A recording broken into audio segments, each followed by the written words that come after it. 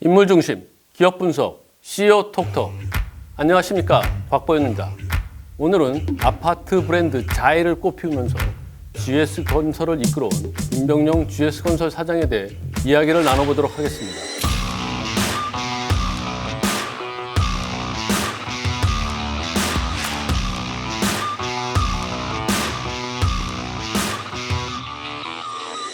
아파트 자이의 브랜드가 삼성물산의 레미안을 위협할 정도로 아주 크게 성장을 했습니다. 이 아파트 브랜드 자이 그리고 GS건설 이 모두를 이끌고 있는 임병용 사장에 대한 얘기를 우리 홍지수 기자와 함께 나눠보도록 하겠습니다. 안녕하세요. 비즈니스포스트 홍지수 기자입니다. 네, GS건설의 아파트 자이가 상당히 성장한 건 맞는데요. 올라간 그 브랜드 위상을 확고하게 굳히려면 뭔가 확실한 한 방이 있어야 될 것 같은데 어떤 것들이 있을까요?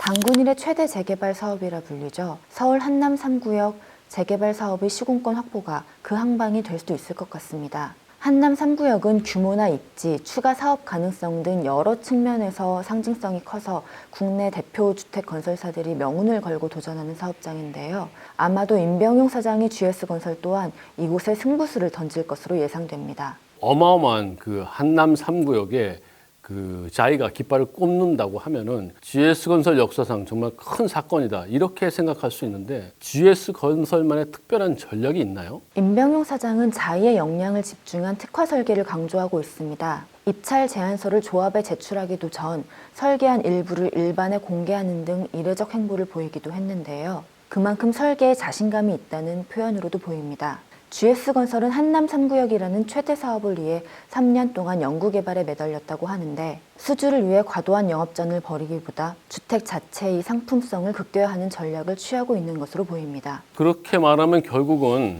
전공법을 선택했다 이렇게 볼 수 있는데 그걸 보면 전에 그 임병용 사장이 강조했었던 클린 경영, 클린 수주 뭐 이거하고도 좀 일맥상통할 것 같은데 그런 의미가 좀 있나요? 그렇게도 볼 수 있습니다.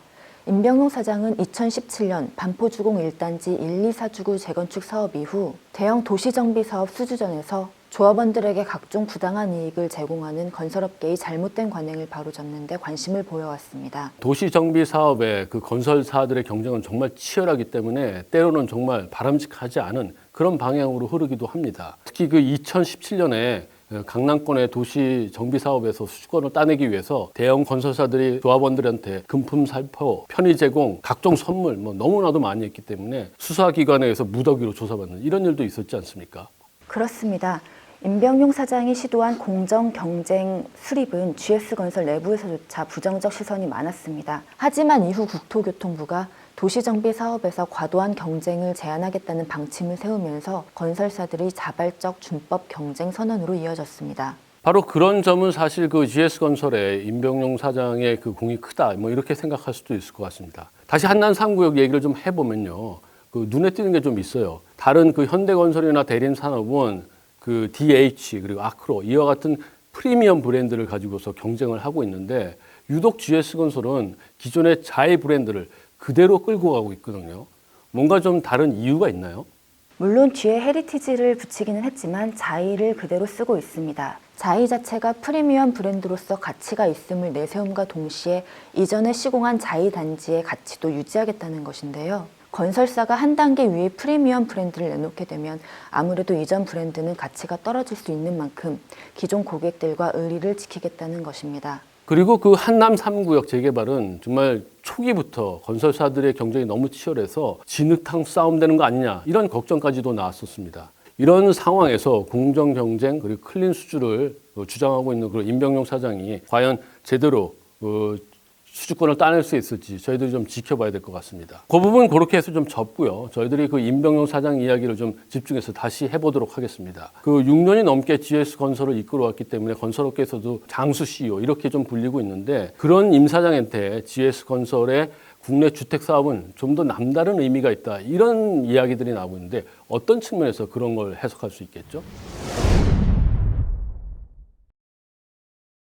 임병용 사장은 국내 주택사업 덕분에 위기에 처해 있던 GS건설을 정상화할 수 있었습니다. 임병용 사장이 취임한 2013년 6월 GS건설은 상반기에만 수천억 원이 넘는 영업 적자를 냈는데요. 같은 해 전체 영업 적자는 1조 원에 육박했습니다. 해외 사업장에서 생긴 부실이 바로 원인이었습니다. 그 2010년대 초만 해도 우리 국내 건설사들이 해외 시장에 뛰어들었고 저가 경쟁을 너무 심하게 했기 때문에 손해를 크게 보던 그런 해였습니다. 그것이 쭉 이어져 왔고 GS건설도 좀 예외가 아니었다 이렇게 평가가 되는데 작년 2018년도에 그 GS건설을 보면 영업이익이 1조 원 흑자로 나왔습니다. 그 기간 동안에 무슨 일이 벌어졌길래 이런 성과가 나올 수 있었던 건가요?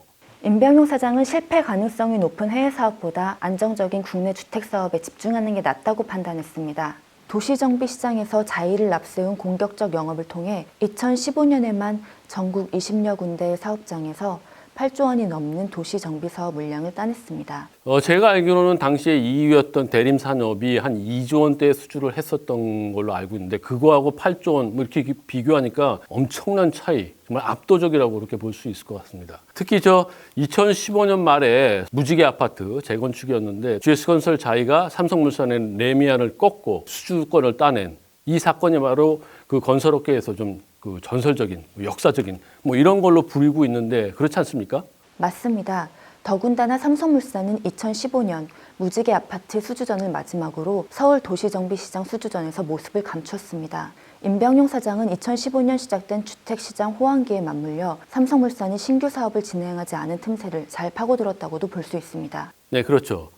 그 임병용 사장은 굉장히 특이한 경력을 가지고 있는 그런 CEO입니다. 사법시험에 합격했고 동시에 또 공인회계사 자격증도 갖고 있는 이런 CEO이기 때문에 주로 그 엔지니어 출신인 다른 건설사의 CEO하고 좀 다른 그런 면모를 보입니다. 특히 무엇보다 그 재건축 재개발 시장에서 금품 살포와 같은 혼탁한 경쟁이 이루어졌었는데 임병용 사장은 클린 선언 그리고 공정 경쟁을 선언하면서 GS건설의 이미지를 깨끗하게 만들어 성공했던 그런 그 신화를 만들었습니다. 과연 그의 전공법 그리고 투명한 경영이 한남 3구역 재개발 사업 등 앞으로의 GS건설에서 어떻게 작용하게 될지 한번 저희들이 지켜보도록 하겠습니다. 오늘 CEO 톡톡 이야기는 여기까지 마치겠습니다. 그리고 다음 시간에는 임병용 사장이 GS건설의 미래를 어떻게 이끌고 가고 임병용 사장의 과제는 무엇인지 살펴보는 그런 시간을 갖도록 하겠습니다. 여러분 구독하기, 좋아요 꼭 부탁드리겠습니다. 감사합니다.